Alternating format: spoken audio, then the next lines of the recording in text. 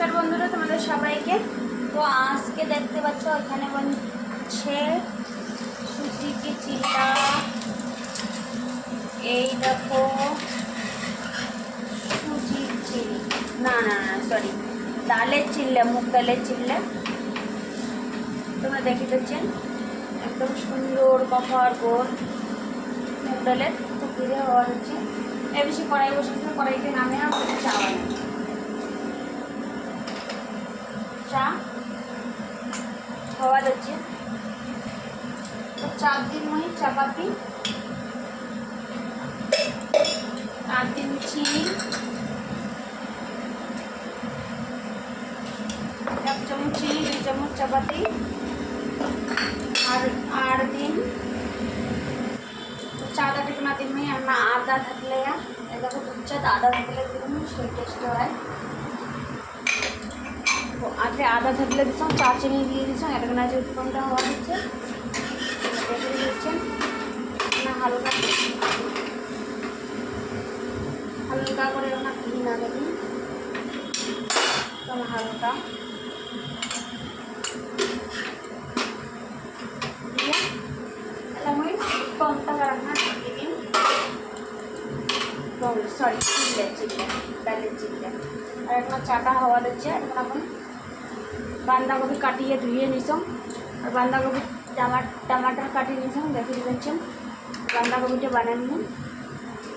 চাটা হওয়ার পর সাথে সাথে তো তখন চা হয়ে গেছে, চাটালা নামা। তো এদিকে আমি কড়াইটা বসিয়ে দিলাম। তো কড়াইয়ের মধ্যে দিয়ে দেবো আমি প্রথমে সরষের তেল দিয়ে দিচ্ছি। তেল কিন্তু বেশি দেবো না, হালকা দিলাম তেল।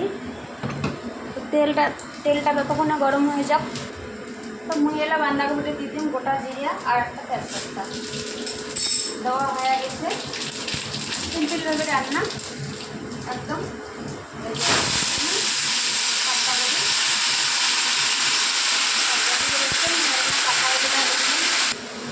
এই বিষয়ে দেখো চিল্লাটা, ডালের চিল্লাটা একদম রেডি।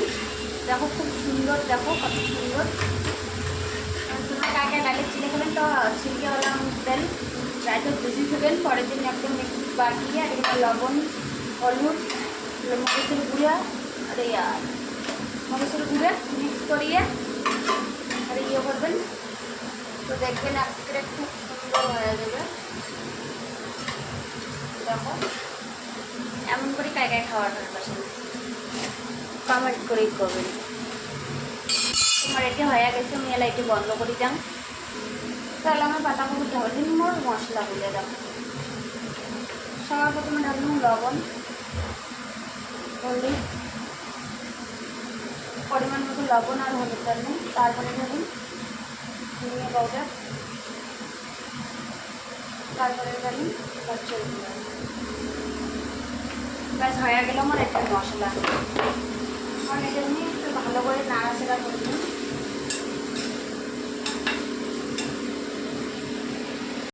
তোমার ভালো করে নাড়াচাড়া হয়ে গেছে পাতা মধ্যে মশলা দিয়ে।